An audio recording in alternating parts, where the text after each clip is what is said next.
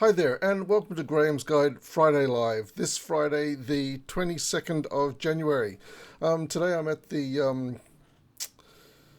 Dock Library in Melbourne, which is in the Docklands. And the reason why I mention that is because your local library might be a great resource for you. It's worth going and checking it out. Here at the Dock Library, they have all sorts of resources, electronic resources, even some sort of recording studio, table tennis tables for when you need a bit of recreation, and also a beautiful view out over the Melbourne Docklands.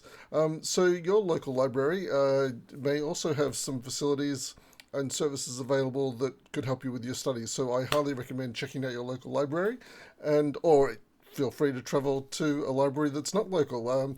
The Docklands Library certainly is not local to me. It's several suburbs away, but it's a nice place to come and visit. Beautiful day in Melbourne today. It's going to be very hot this weekend, apparently. Monday, 41 degrees. Crazy. Okay, that's enough about the weather. Let's move on to the important stuff, which is assignment 3. And today I want to talk about keeping your structure simple for assignment 3.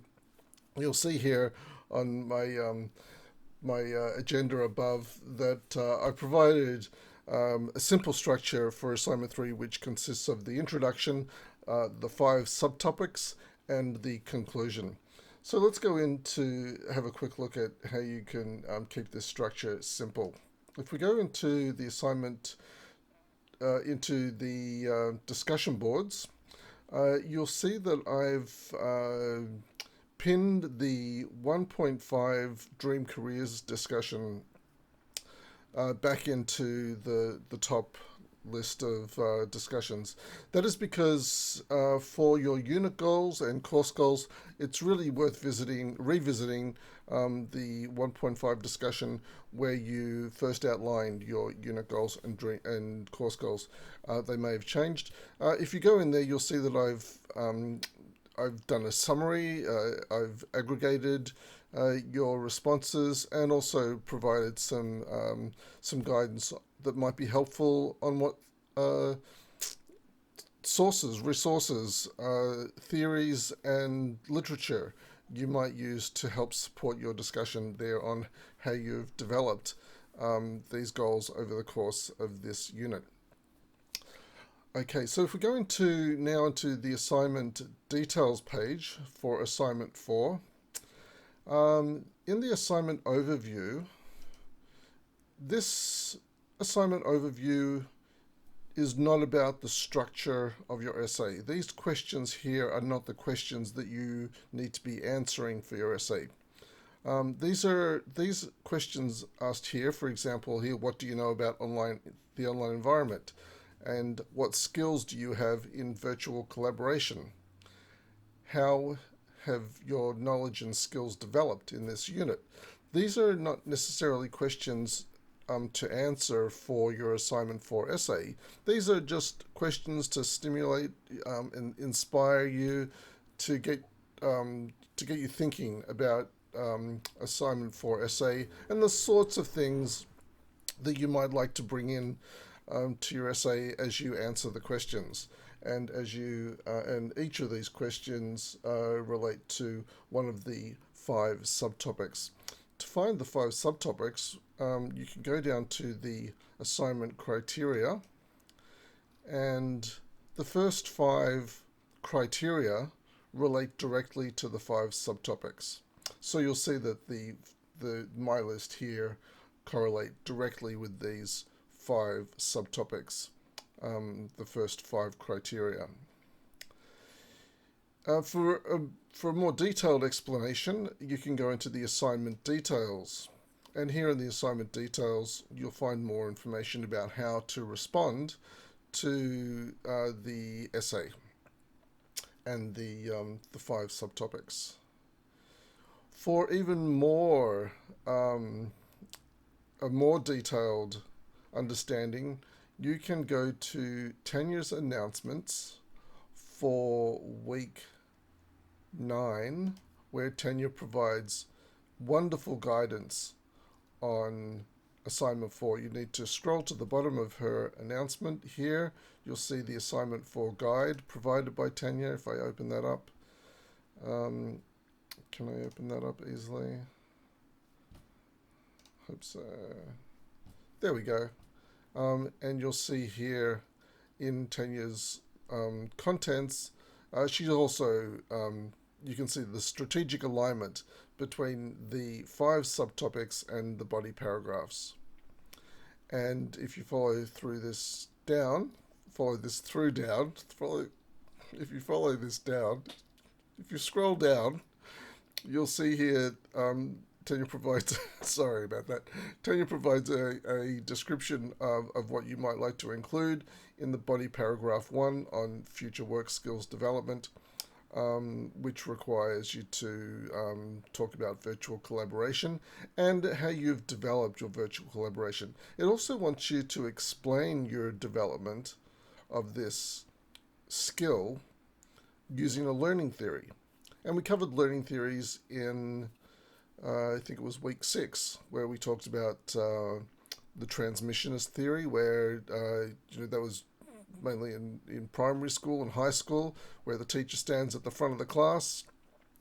You're supposedly empty vessels, and the teacher just transfers the knowledge from herself, from her knowledge is transmitted to you.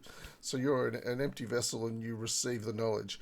The other, that's transmissionist theory. So the other theories that we looked at was constructivism and social constructivism.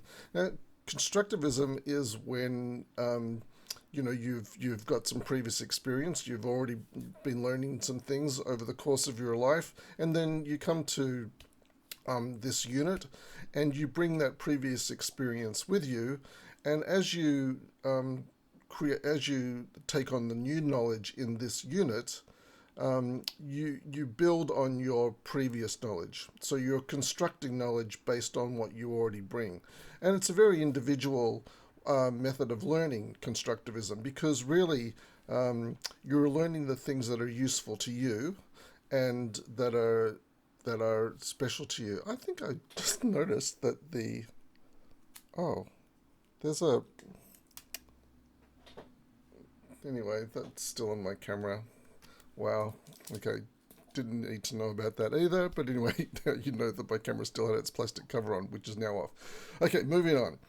So I found a web page that explains constructivism, and I'll provide that in the link below, so you can have a look at that. In this link to what is constructivism, there's some really good information here. You won't be able to see this on your screen probably, but it talks about types of constructivism.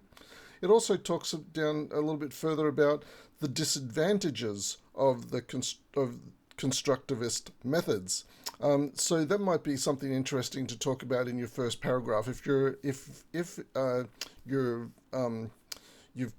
you've looking for something to talk about in your first paragraph in relation to how you've developed virtual collaboration using constructivism or social constructivism, then you might want to look at the advantages and disadvantages of constructivism. And what does that mean? So virtual collaboration is the soft skill you're talking about, and that's talking in the discussion boards. But virtual collaboration can be many different things. For example, if you've ever had to organize a birthday party, and maybe you've done that in email or over the phone, well, that's virtual collaboration.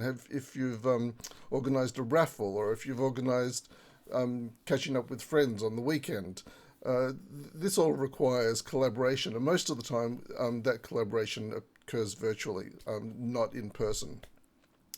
And there are some really good things about that, because it's very easy and convenient to do. But one of the things with virtual collaboration, very often, unless you're using video, you might be missing some visual clues, some body language. So you might suggest bringing salads to the barbecue on Sunday.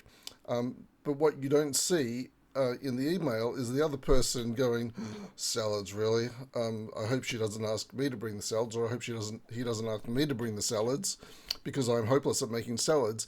Well, you don't see the visual cue or the body language in virtual collaboration. Another problem with virtual collaboration is it's usually asynchronous. So you ask a question about the salads on one day, and then you're waiting for an hour, a day, a week to get the response. So virtual collaboration can be asynchronous. You ask a question one day, but then you're waiting for the answer.